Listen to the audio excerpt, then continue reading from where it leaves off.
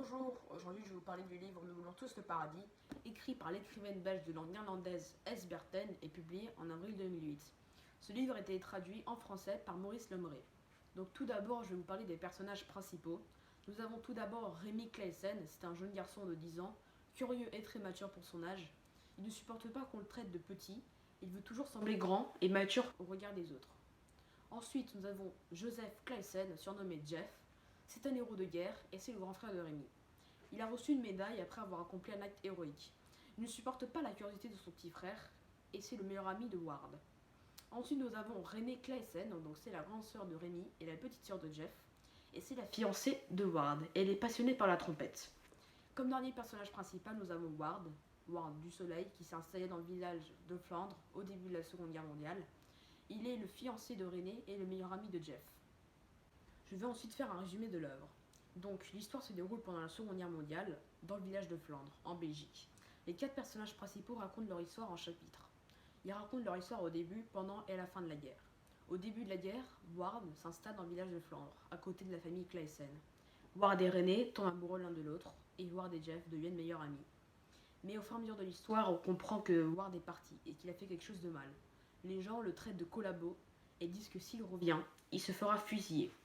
On ne comprend pas ce qu'il a fait et pourquoi il est parti, mais à la fin de l'histoire, on comprendra qu'est-ce qu'il a fait, pourquoi il est parti et qu'est-ce qu'il est devenu avec la guerre, et pourquoi il a abandonné son meilleur ami et sa fiancée. Ensuite, je vais vous parler des thèmes principaux. Donc nous retrouvons comme premier thème la guerre, car l'histoire se déroule pendant la Seconde Guerre mondiale. Le père de Ward s'est suicidé à cause de la guerre et l'oncle de Ward a intégré la résistance. Et tout au long de l'histoire, beaucoup de villages voisins de celui de Flandre sont bombardés. Comme deuxième thème, j'ai choisi la musique. Musique est aussi un thème très présent dans l'histoire, car Ward, Jeff, Renée et leur père font partie d'un orchestre. Jeff, Renée et leur père jouent de la trompette. Mais Renée est passionnée par la trompette. Elle prend des cours à Hasselt. Ward, lui, joue divinement du saxophone. Comme troisième et dernier thème, j'ai choisi l'amour. J'ai choisi l'amour pour la relation amoureuse qu'il y a entre Ward et Renée tout au long de l'histoire. Rémi tombe aussi amoureux d'une jeune fille nommée Jeanne, résidant dans le même village que lui.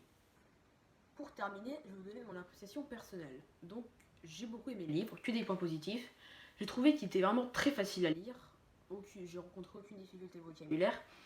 Tout était très compréhensible et je trouve qu'il a vraiment été très bien traduit depuis le néerlandais. Ensuite, comme deuxième point positif, j'ai trouvé que le suspense était vraiment très présent. Le suspense était présent du début jusqu'à la fin quasiment. Pendant tout le roman, on se demande qu'est-ce qu'il a pu faire Ward, pourquoi il a traité de collabo, pourquoi il est parti et qu'est-ce qu'il est devenu avec la guerre.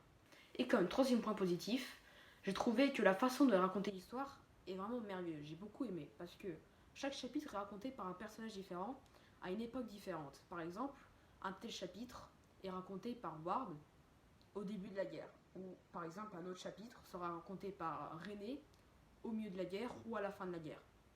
Et pour en conclure, c'est un livre que je recommande.